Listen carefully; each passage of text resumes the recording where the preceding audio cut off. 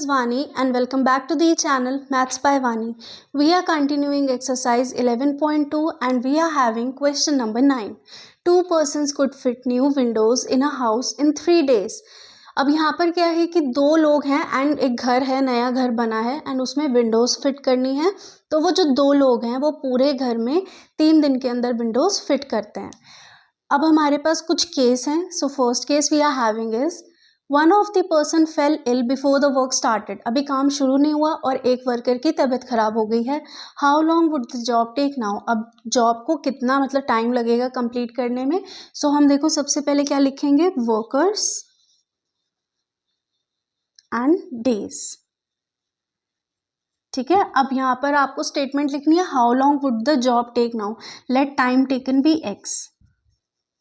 Late time taken be X. ठीक है. अब वर्कर्स हमारे पास कितने हैं, स्टार्टिंग में 2 थे एंड डेज 3 लग रहे थे. अब लेकिन एक वर्कर की तबीयत खराब हो गई. अब 2 में से अगर एक वर्कर की तबीयत खराब हुई है दैट मीन्स हमारे पास ओनली 1 वर्कर बचा है.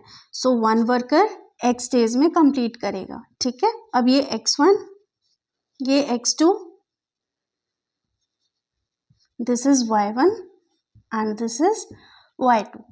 अब देखो यहाँ पर अगर वर्कर कम रह गए तो दैट मीन्स यहाँ पर टाइम हमारा ज़्यादा लगेगा.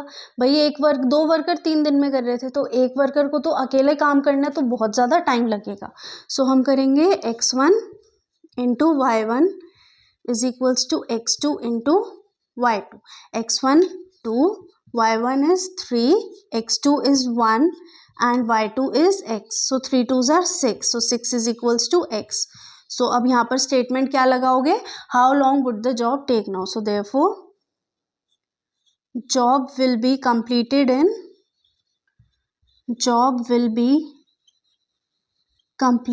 इन 6 days if only 1 worker do the work. ये आपकी पूरी कंप्लीट विश है कि आप इतना बड़ा आंसर लिख कर आना चाहते हो या सिंपल ये कि job will be completed in 6 days. मैंने आपको दोनों तरीके से बताया है कि दोनों ही मेथड हमारे करेक्ट हैं. इसी का हमारे पास सेकंड कंडीशन है, how many persons would be needed to fit the windows in 1 day. यानी कि एक दिन के अंदर विंडोज़ हमें फिट करनी है तो कितने वर्कर्स लगेंगे. अब यहाँ पर हमें वर्कर्स पूछे हैं. सो हम करेंगे let number of workers required be X. So X number of workers हमें चाहिए. सो यहाँ पर लिखेंगे नंबर ऑफ वर्कर्स एंड यहाँ पर लिखेंगे हम डेज. ठीक है. नंबर ऑफ वर्कर्स यहाँ पर डेज आएगा, थोड़ा सा क्लियर कर देती हूँ, डेज. नंबर ऑफ वर्कर्स हमारे पास स्टार्टिंग वाले ही लेने हैं. पहले 2 वर्कर्स थे, 3 days में हमारा काम फिनिश हो रहा था. फिर हमारे पास क्या हुआ, वर्कर्स हो गए x बट काम हमें एक ही दिन में चाहिए. भाई उसने अल्टीमेटम दे दिया कि मुझे एक दिन में मेरा घर रेडी चाहिए विद विंडोज़. सो यहाँ पर हमें 1 day विंडोज़ कंप्लीट करने में लगेगा. सो ये हो गया हमारा x1, this is x2, this is y1 and this is y2. So 2 into x, x1 into y1, 2 into 3 is equals to x into 1. So that means 6 is equals to x. So therefore हमें workers भी 6 चाहिए. So therefore how many persons would be needed? So 6 persons or workers, 6 persons will be needed. That's it. This will be our answer.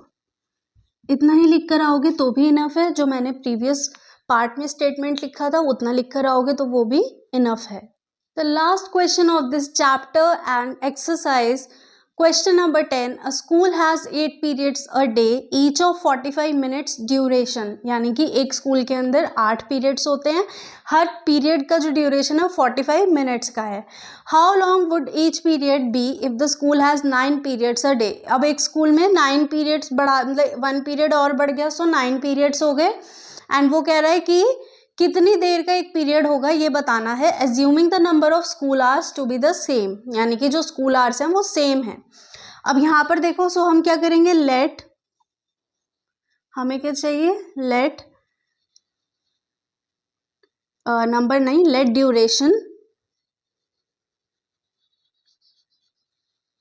Duration B X. ठीक है, हमने duration को x late कर लिया। अब जो हमारा मेथड है हम उसको ही लगाएंगे। सो यहाँ पर हमने लिखा सबसे पहले time and then number of periods.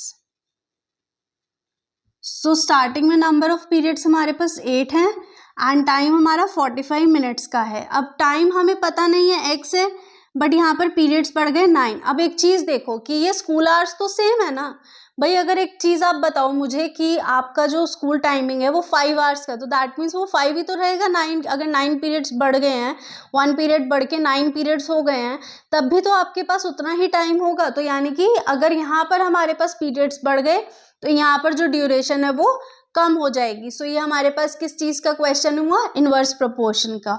सो ये हो गया x1, this is x2, here we are having y1 and y2. So x1 into y1 is equals to x2 into y2. अब x को सेपरेट करेंगे, सो 45 into 8 अपॉन 9. So 9 5 8 is 40. अब देखा आपने 45, यानी कि अब यहाँ पर आप लिखोगे answer, therefore how long would each period be. So therefore period will be, यहाँ पर आप लिखना therefore each period will be of 40 minutes. अब भले ही यहाँ पर 5 मिनट्स का गैप आया हमारा, बट फिर भी हमारा कुछ वैल्यू तो कम आई है ना, दैट मीन्स ये इनवर्स प्रोपोर्शन का केस है। So with this question we have completed our exercise, also our chapter. I hope आप लोगों को डायरेक्ट एंड इनवर्स प्रोपोर्शन अच्छे से क्लियर हुआ होगा। इसके अंदर क्या क्या कंडीशन है, क्या क्या चीज़ें रहती हैं, वो आपको समझ आ गई होंगी। बट स्टिल अगर आपको कोई डाउट रहता है तो you can ask me in comment section और in my Instagram handle as well, and do follow me on my Instagram for more worksheets and more questions.